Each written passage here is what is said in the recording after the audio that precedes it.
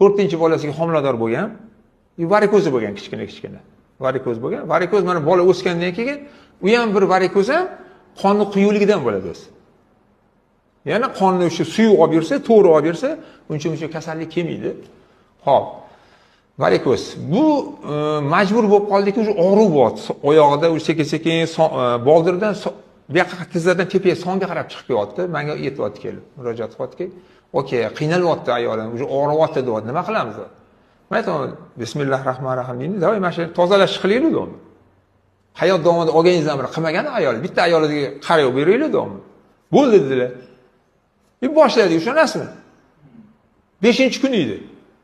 5-kuniga mashalloh qishga polniy varikozlar qishyapti. 6-kunigacha mashina varikoz qo'yishoni mashinaga qisqarib ketgan, yarmiga.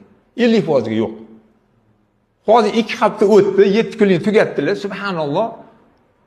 O'zini nafas olishi ham yaxshi, erkin his qilyapti. Varikoz pastishda yo'q. Yana nima davoishni aytdim, shu olma sirkani oling deb, paxtada promochka qilib, olma sirkani o'sha teg'izini shu joylagan. Demak, haligi kirdi, suv ichdi, yana olma sirka ishtirok etyapti ichida.